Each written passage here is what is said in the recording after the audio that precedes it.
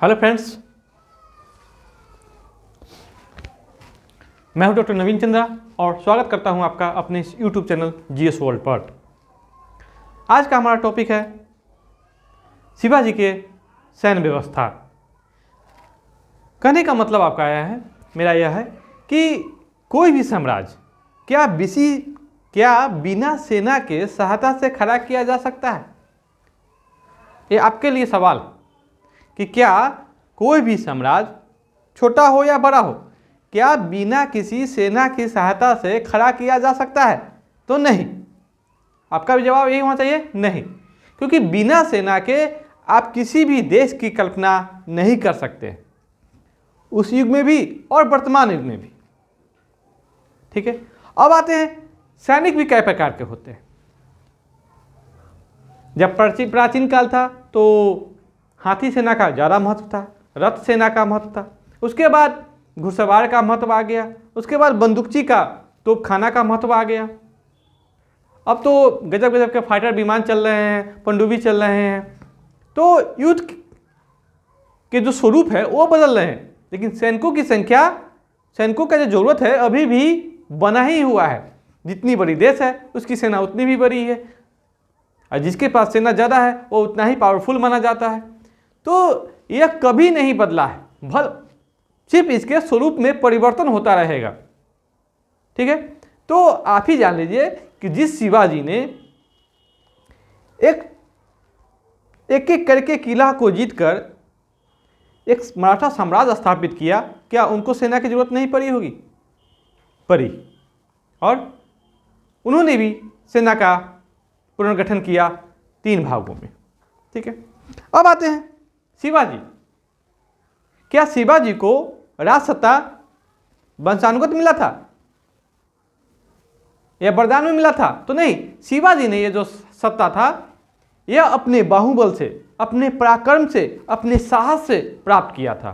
कहते हैं शिवाजी का नाम उन शासकों में लिया जाता है, शिवाजी का नाम उन शासकों में लिया जाता है जिन्हें राज सत्ता का भोग वरदान में नहीं मिला, बल्कि यह उनके पराक्रम से, ये उनके साहस से, ये इनके बाहुबल से प्राप्त हुआ। और शिवाजी ने जीरो से उठकर एक मराठा राज की स्थापना करी, और उस स्थापना तक कठिन श्रम उनको करना पड़ा, यानी कि अपने जीवन के अंतकाल तक वो लड़ते रहे अपने मराठा साम्राज्य को स्थापित और बनाए रखने के लिए। और इसके लिए जरूरत थी तो एक कुशल सेना की, शक्तिशाली सेना की, ईमानदार सेना की। ठीक है, तो शिवाजी की सैन्य व्यवस्था या शिवाजी के सैन्य व्यवस्था आज का हमारा टॉपिक है। छोटा ही है लेकिन बेहतर है। शिवाजी के सेना का वर्गीकरण 3 भागों में किया गया था। शिवाजी के सेना का वर्गीकरण 3 भागों में किया गया था। एक था पागा सैनिक, पहला जो था पागा सैनिक, जो सबसे महत्वपूर्ण रहेगा। दूसरा था सिलहदार, और तीसरा था पैदल सेना। अब तीनों का हम लोग एक एक करके अध्ययन करेंगे तो आपको लगेगा कि इसी तीनों में शिवाजी की सैन्य व्यवस्था निरूपित थी। सबसे पहले पागा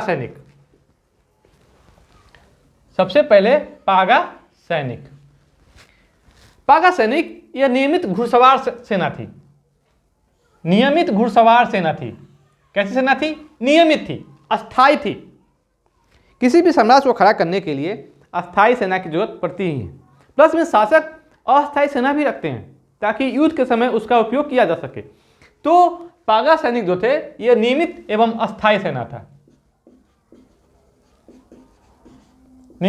अस्थाई सेना। इसको घुड़सवार सेना थे, घोड़े पर युद्ध करते थे, और राजकीय घुड़सवार सेना भी कहा जाता था इनको। राजकीय घुड़सवार सेना यानी कि ये राज की ओर से नियुक्त किए जाते थे, अपने शासक की ओर से नियुक्त किए जाते थे। और सेना का सबसे महत्वपूर्ण अंग था पागा सैनिक। और जो पागा सैनिक था पूरा का पूरा संगठन किसके अंडर में था? तो सर ए नौबत अधिकारी के अंदर में। सर नौबत के अधिकारी के अंदर में पूरा का पूरा पागा सैनिक काम करते थे, कह सकते हैं यह सेनापति के रूप में काम करते थे, सेनापति के रूप में। ठीक है, कहते हैं पागा सैनिक को शाही सैनिक भी कहा जाता था, क्योंकि यह शासक की ओर से नियुक्त किए जाते थे, तो इसलिए इसको शाही सेना भी कहा जाता था। तो पागा या शाही घुड़सवारों को बरगीर भी कहा जाता था। पागा या शाही घुड़सवारों की जो सेना थी उसको क्या कहा जाता था? बरगीर, बरगीर। आ रही बात समझ में? अब आते हैं, ये जो पागा सैनिक थी, इसको जो साजो सामान था, हथियार थे, शस्त्र थे, अस्त्र थे, वो सभी राजा की ओर से दिए जाते थे। राजा की ओर से दिए जाते थे, शस्त्र हो, अस्त्र हो, साजो सामान हो, हथियार हो, जो भी हो, यह सब इसको राज की ओर से मुहैया कराया जाता था और इनको नियमित वेतन दिया जाता था। ठीक है, क्योंकि यह अस्थायी सेना थी, शिवाजी की अस्थायी सेना थी पागा सैनिक। अब आते हैं, पागा सैनिकों का भी सैनी स्थापित किया गया था। पागा सैनिकों को भी संगठित रूप से रहने के लिए, व्यवस्थित रखने के लिए एक सेनिया बनाया गया था। पागा सैनिकों की सेनिया जो हम आपको यहाँ पर दिखाने जा रहे हैं, तो 25 सैनिक का सबसे छोटा संगठन था। 25 सैनिकों का सबसे छोटा संगठन था, जिसका हेड होता था हवलदार, यानी कि 25 सैनिक पर एक हवलदार नियुक्त होते थे। 25 सैनिक के ऊपर एक हवलदार नियुक्त होते थे। कहते ये एक बहुत अच्छी संख्या थी।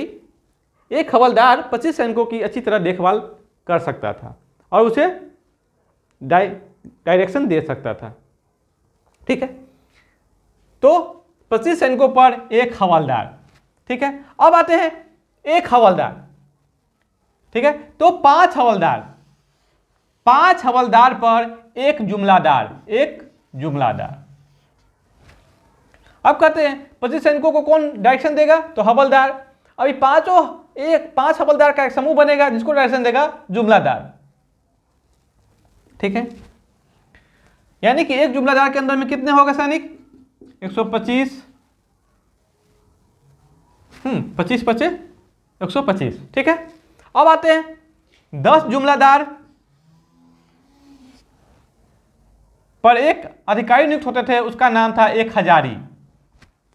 यह अधिकारियों के नाम है, ये सैनिकों की संख्या है, तो एक हजारी। ठीक है, तो समझ गए ना 1000 पे कितना हो गए? 1000 को कितना हो गए? 1000 लगभग। ठीक है, अब आते हैं 5 एक हजारी पर एक 5 हजारी अधिकारी नियुक्त होते थे।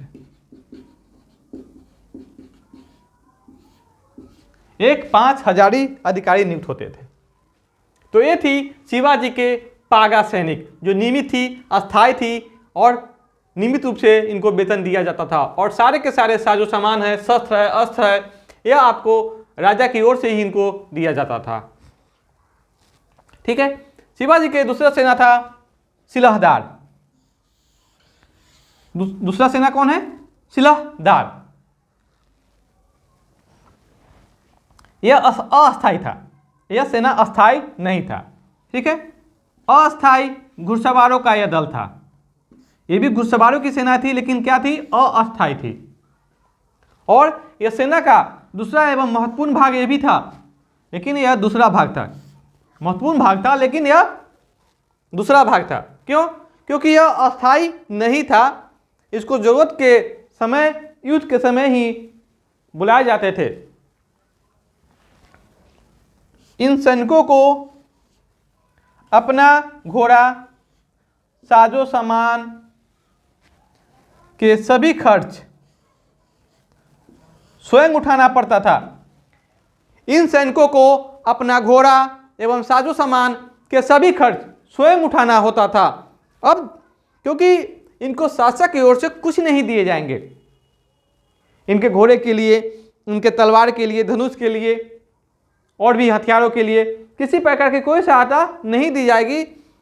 लेकिन जब शासक को लगता था कि युद्ध के समय इसकी जरूरत होगी तो युद्ध होने पर ही इनको बुलाया जाता था, बिना युद्ध के इनको बुलाया नहीं जाता था, युद्ध होने पर बुलाया जाता था। इसीलिए युद्ध के समय इनको लड़ाई भत्ता मिलता था, यानी कि सिर्फ युद्ध के समय ही इनको लड़ाई भत्ता मिलता था, बाकी ये बैठ के अपना रहते थे या दूसरा काम करके अपना जीविकोपार्जन करते थे तो लड़ाकू जाति के, लेकिन इनका काम सिर्फ लड़ाई करने के लिए ही होता था, ये नियमित नहीं थे, अस्थायी थे। आ रही बात समझ में?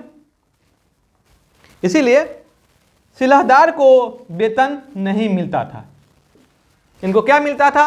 इनको लड़ाई भत्ता मिलता था, इनको लड़ाई भत्ता मिलता था, इनको वेतन मिलेगा। ठीक है, अब आते हैं हम लोग तीसरा महत्वपूर्ण सैनिक, पैदल सेना। पैदल सेना, हर देश की एक बहुत बड़ी संख्या होती है पैदल सेना की।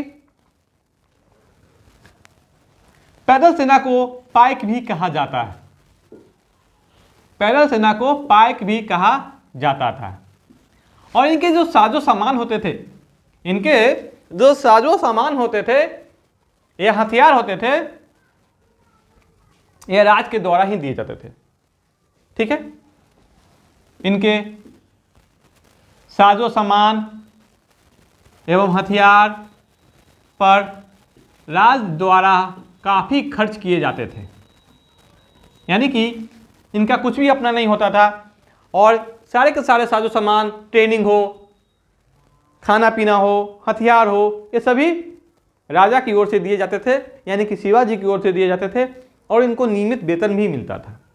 नियमित वेतन समझ रहे हैं ना? नियमित वेतन माने कि हर मंथली, सालाना, ये वेतन होता है नियमित वेतन। अब आते हैं, पैदल सेना का भी पद विभाजन किया गया था। पैदल सेना का भी पद विभाजन किया गया था।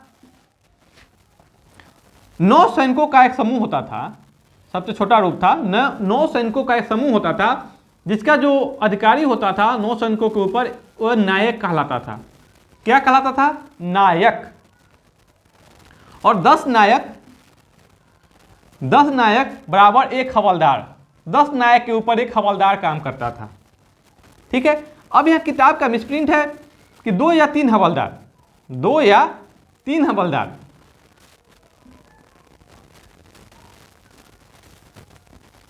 दो या तीन हवलदार के ऊपर एक जुमलादार होता था। 2-3 किताबों में है तो 2 या 3 ही दिया हुआ है।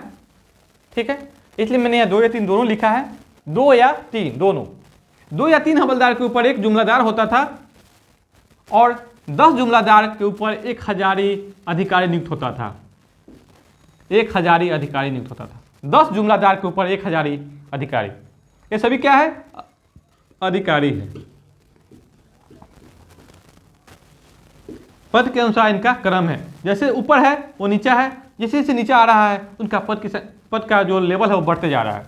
अब आते हैं 7 1 हजारी के ऊपर एक 7 हजारी अधिकारी होता था। 1 7 हजारी अधिकारी, तो 7 अधिकारी सबसे ऊंचा पद था पैदल सेना में। अब शिवाजी के बारे में देख लीजिए। शिवाजी की तो सैन्य व्यवस्था हो गया, लेकिन शिवाजी ने क्या किया? मराठा सेना में विश्वासघात को रोकने के लिए, किसको रोकने के लिए? विश्वासघात को रोकने के लिए, ताकि कोई गद्दारी न करे, बेईमानी नहीं करे मेरे प्रति शिवाजी के द्वारा। इसीलिए शिवाजी ने विश्वासघात रोकने के लिए शिवाजी ने प्रत्येक सेना में, चाहे वो पैदल सेना हो चाहे वो पागा सेना हो, भिन्न भिन्न जातियों के सैनिक रखे थे। क्योंकि एक जाति के जो सैनिक होते हैं वो जल्दी आपस में क्या कर लेते हैं? गुट बन जाता है उनका। लेकिन अगर भिन्न जाति होगा, उनका व्यवहार अलग होगा, उनका स्वभाव अलग होगा, उनके रीति रिवाज अलग होंगे, इसलिए उनको मिलने में काफ़ी समय लगेगा। यही कारण है कि शिवाजी ने इस नीति का प्रयोग करके हर एक सेना में अलग अलग जाति के सेना को बहाल कर दिए। ठीक है, अब आते हैं यहां पर सैनिकों को नगद वेतन दिया जाता था, नगद वेतन दिया जाता था, जागीर नहीं। क्योंकि जागीर देने पर अधिकतर सेना जो होते हैं वो आपको कामचोर टाइप के हो जाते हैं, क्योंकि उनका अधिकतर ध्यान जागीर से राजस्व वसूलने में ही लग जाता है, इसलिए वो अपने काम पर ध्यान नहीं देते हैं। इसलिए सेना को यहाँ नगद वेतन दिया जाता था। ठीक है, अब आते हैं मावली सैनिक। मावली सैनिक ये अधिकतर पैदल सेना में काम करते थे। मावली जाति के जो लोग होते थे यह काफ़ी लड़ाकू जाति होते थे पहाड़ी इलाके के, तो यह अधिकतर पैदल सेना में काम करते थे। लेकिन इसी के जो अच्छे सेना होते थे, सैनिक होते थे, वो आपको शिवाजी के अंगरक्षक होते थे, बॉडीगार्ड। तो शिवाजी के अंगरक्षक होते थे किस जाति के? तो मावली जाति के। और मावली क्या थी? एक पहाड़ी लड़ाकू जाति थी। अब आते हैं मराठा सैन्य व्यवस्था के विशिष्ट लक्षण भी थे। मराठा सैन्य व्यवस्था के विशिष्ट लक्षण भी थे। किले के रखवाली के लिए किले में 3 अधिकारी नियुक्त किए गए थे। किले के रक्षा के लिए किले के 3 अधिकारी नियुक्त किए गए थे। कौन कौन? तो पहला था हवलदार, हमने पिछले वीडियो में पढ़ा था। पहला हवलदार, दूसरा सरे नौबत। दोनों मराठा ही नियुक्त होते थे, हवलदार और सरे नौबत। इन दोनों का काम क्या था? तो प्रशासनिक एवं सैन्य व्यवस्था की देखभाल करना किला का। तीसरा था सबनीस हवलदार, जिसका काम था असैनिक व्यवस्था को देखना तथा किले की राजस्व प्रशासन व्यवस्था को देखना। और शिवाजी ने हवलदार के अधीन विभिन्न जातियों के सैनिकों का एक दुर्ग सेना का गठन कर दिया था। हमने पहले ही बात करी है कि अगर एक ही सेना समूह में अगर एक ही जाति के लोग रहेंगे तो आपस में जल्दी घुल मिल जाएंगे और अपने शासक के प्रति विद्रोह कर सकते हैं। लेकिन अगर एक ही सेना में विभिन्न जातियों के लोग रहेंगे तो उनको मिलने में काफ़ी समय लगेगा, तब तक शासक का काम निकल जाएगा। इसीलिए शिवाजी ने हवलदार के अधीन विभिन्न जातियों के सैनिकों की एक दुर्ग सेना का गठन किया था किले की रक्षा के लिए।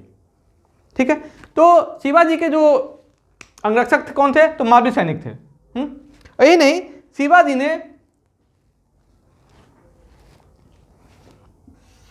ने कोलाबा में एक जहाजी बेड़े का भी निर्माण करवाया था। यानी कि कह सकते हैं नेवी सिस्टम, नौसेना पर भी इन्होंने ध्यान देना शुरू किया था। और इनकी कमान 2 भागों में बटी थी, यानी कि जहाजी बेड़े 2 कमानों में बटी थी। कितने कमानों में? 2 कमानों में। और ये दोनों जो कमान था, एक कमान हिंदू के अंडर में और दूसरा कमान मुसलमान के अंडर में। तो एक कमान दरिया सारंग जो मुसलमान था तथा दूसरी नायक जो हिंदू था के अधीन काम करता था। देख रहे हैं यहाँ पर भी धर्म को अलग अलग कर दिया। एक ही जहाजी बेड़े है जिसके 2 कमान हैं, एक हिंदू के हाथ में, दूसरे मुसलमान के हाथ में। शिवाजी ने भले ही एक हिंदू साम्राज्य स्थापित किया था, लेकिन अपने सैनिकों में उसने मुसलमानों को भी भागीदार बनाया था। आइए आगे भी गया। शिवाजी की सेना में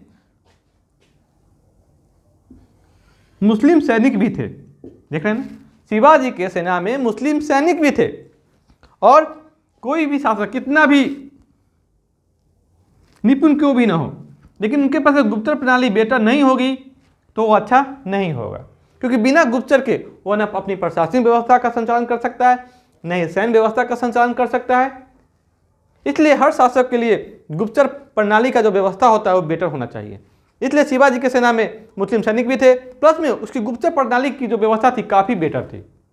जो औरंगजेब की खबर, बीजापुर के सुल्तान की खबर हमेशा शिवाजी के पास आया करता था, उनके गुप्तचरों की बहादुरी के कारण। यही नहीं, शिवाजी ने एक बृहद तोपखाना का भी निर्माण करवाया था, ताकि युद्ध के समय में दक्कन के किलों को तोड़ने के काम आ जा सके, दक्कन के किलों को जीतने के काम लाया जा सके। और एवं समुद्री बेड़ो, मतलब वही समझ रहे हैं ना, जहाजी बेड़ा यानी कि नौसेना।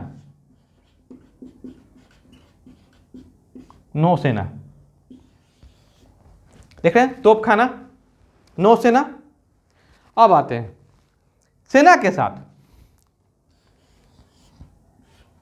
युद्ध में स्त्रियों को जाना वर्जित था। जैसा कि आप लोग देखे होंगे, जो शासक होते थे जहाँ भी जाते थे अपने साथ अपनी स्त्रियों को लेके भी जाते थे। एक पूरा उनका बेड़ा ही चलता था जिसमें उसके बंदी हो, उसके पत्नी हो, उसके हरम में रहने वाली औरतें हो, सारे साथ जाया करते थे। लेकिन शिवाजी ने यहाँ क्या किया, सेना के साथ युद्ध में स्त्रियों को जाना वर्जित कर दिया, क्योंकि इससे क्या होता है, ध्यान बढ़ता है और सेना अपना जो काम करती है अच्छे से नहीं कर पाती है। यही कारण है कि शिवाजी ने सेना को अपने साथ स्त्रियों को ले जाना युद्ध में वर्जित कर दिया, जबकि उस समय के अधिकतर शासक ऐसा करते थे। तो आज की वीडियो में हम लोगों ने शिवाजी की सैन्य व्यवस्था के बारे में संपूर्ण अध्ययन कर लिया है। और मेरा ये वीडियो आपको कैसा लगा, प्लीज़ मेरे इस वीडियो को लाइक, सब्सक्राइब और शेयर जरूर करेंगे।